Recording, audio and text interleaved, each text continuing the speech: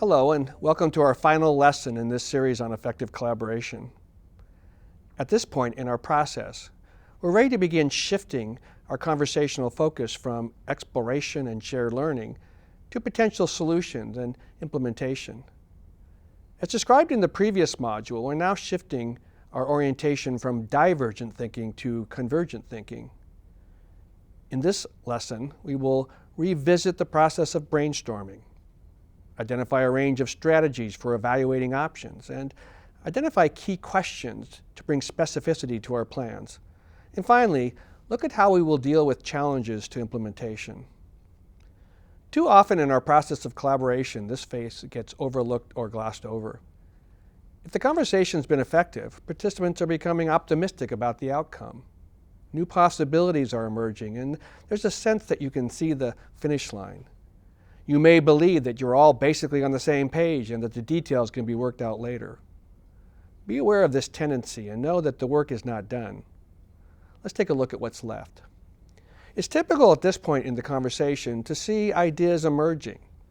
It's easy to jump on these potential solutions and assume that they will provide the way for moving forward.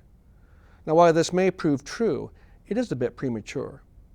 At this point in the process, it's important to summarize what's been learned. What are the objectives? What's been clarified? What are the interests? What are the shared interests? Where might participants be pursuing separate interests? Some groups may choose to take a break at this point in the process in order to give participants time to reflect on what they've heard and learned. They'll then reconvene and engage a very intentional process of brainstorming. The goal here is to think outside the box, to be creative and innovative, to consider ideas that may be outside your comfort zone. Too often we limit our brainstorming to the simple variations on ideas that we've already been considering. It's important to really leverage the learning and insight that's emerged from the group. Depending on the outcome of our brainstorming, it will most likely be necessary to begin narrowing the options to those most likely to achieve the objectives.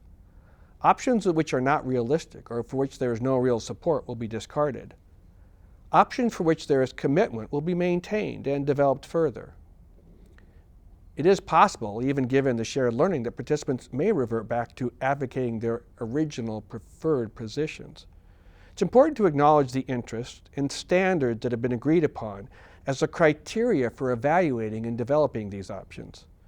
A wise decision is one that meets to the greatest extent possible our common interests, our independent interests, and operates within any standards that have been acknowledged and agreed upon.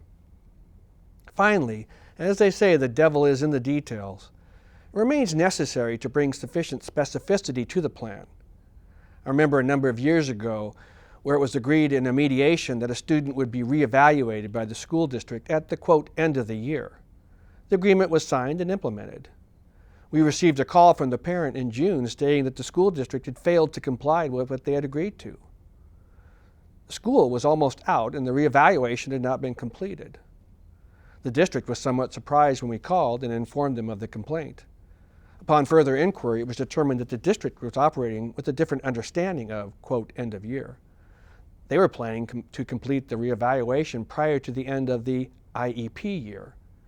In this case, there were potentially three definitions for the end of the school year: end of the IEP year and end of the calendar year.